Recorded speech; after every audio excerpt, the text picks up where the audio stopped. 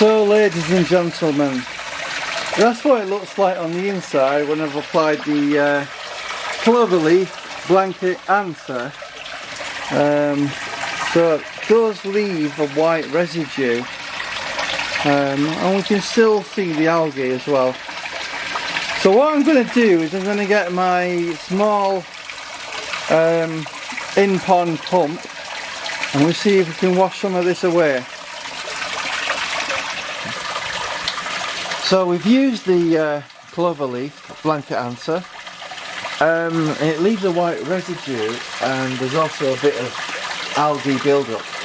So I've got this mop, just a standard soft mop, just to give the bottom of the pond a bit of a wipe over. So I've got a soft one here so I don't scratch the liner or puncture it.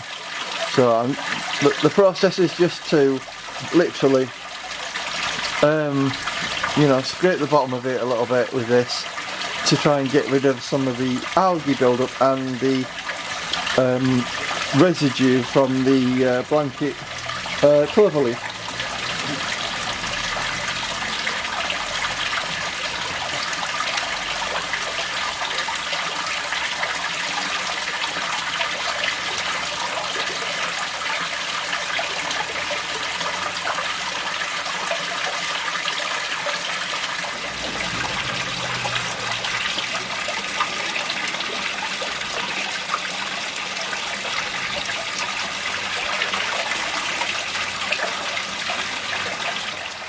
Hi everyone,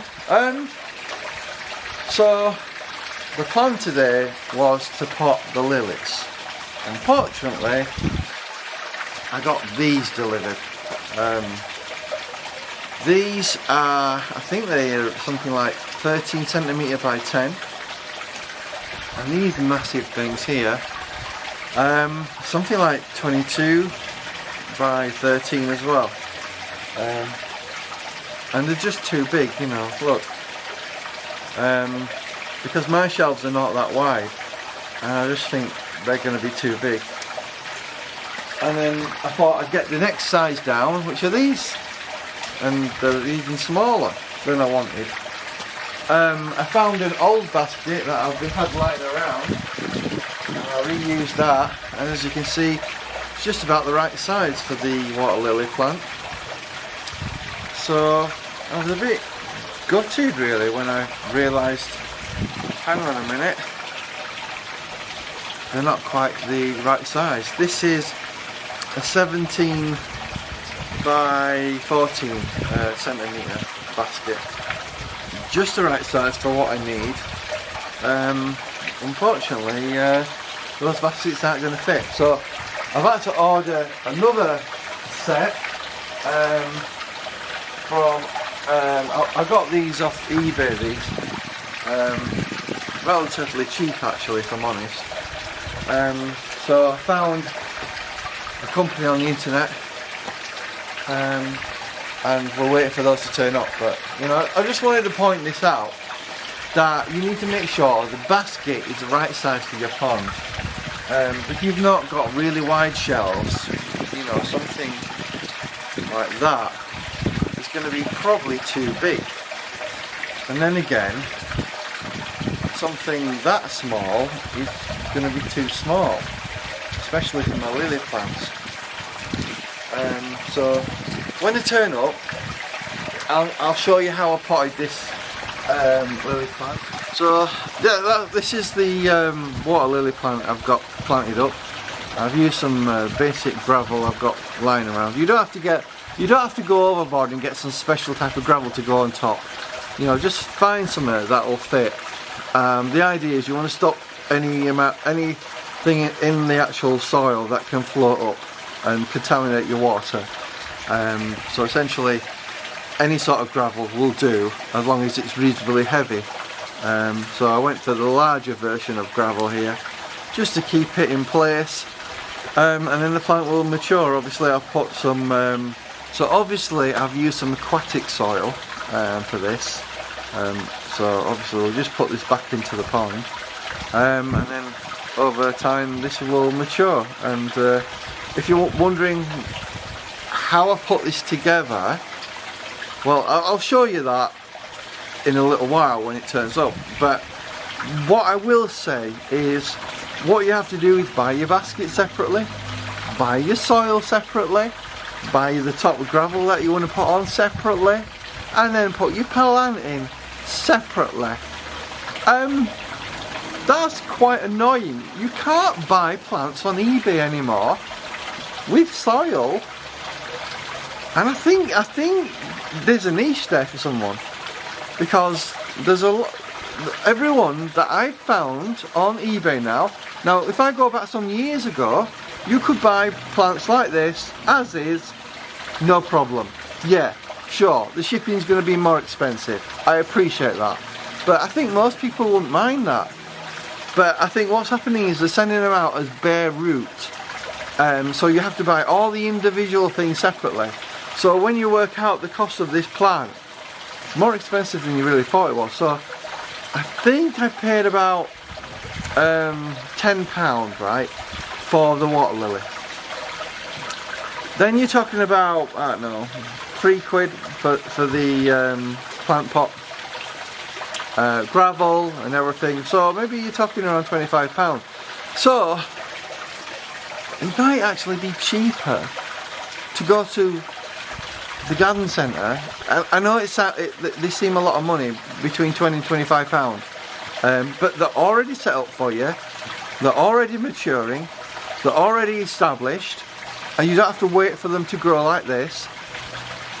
And I'm thinking, when you work out the price of buying these things individually and then getting it off eBay and then put it together yourself, it's less hassle just to go to the garden centre, buy it from one of the aquatic shops, and you know, just fork out the money for it. So in retrospect, I think if I was to advise you about getting a water lily, whether you should buy it online or go to a garden centre, if you can, go to a nursery because they're likely to be a bit cheaper.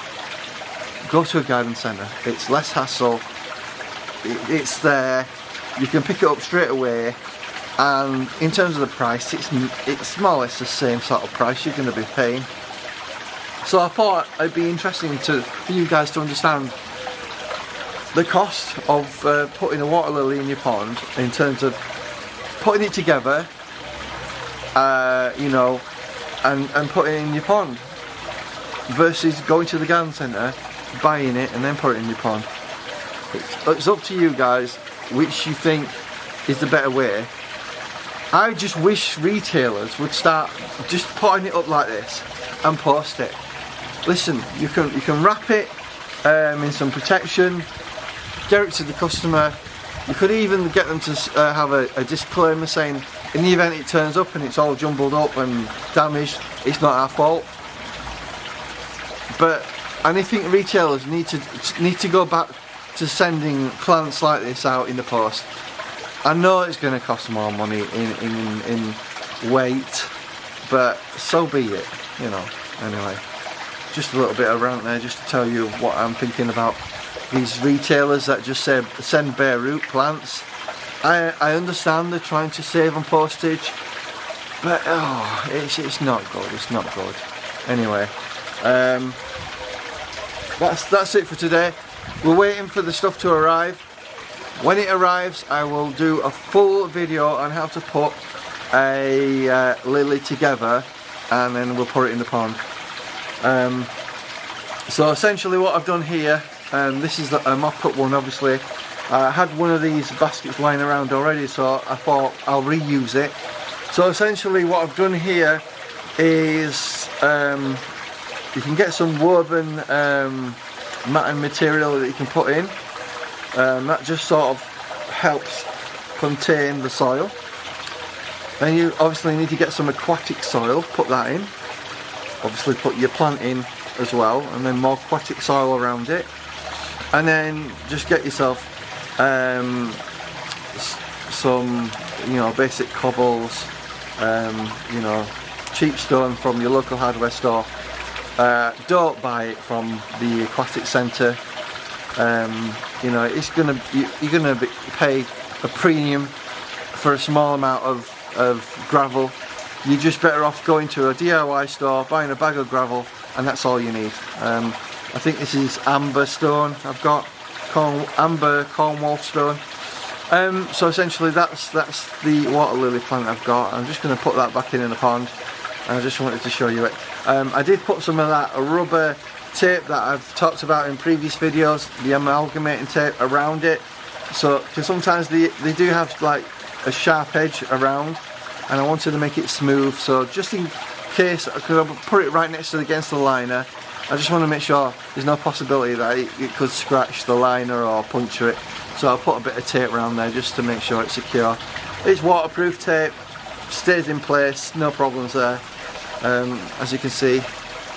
So that's the plant. We're going to pop this back in, and I'll call it a day, because there's nothing I can do until those baskets that I've ordered come, and we can get those water lilies in. Okay?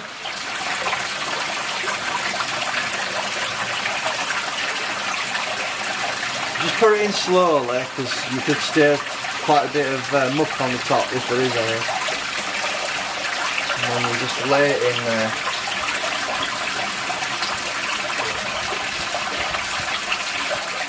And then I'm going to wedge it in with a few stones.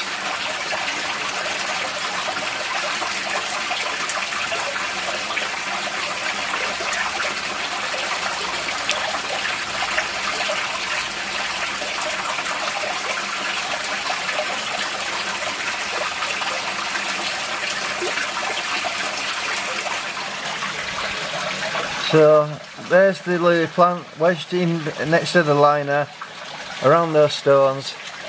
It's secured, in place, not going to move, and hopefully we'll get a nice spread from that plant.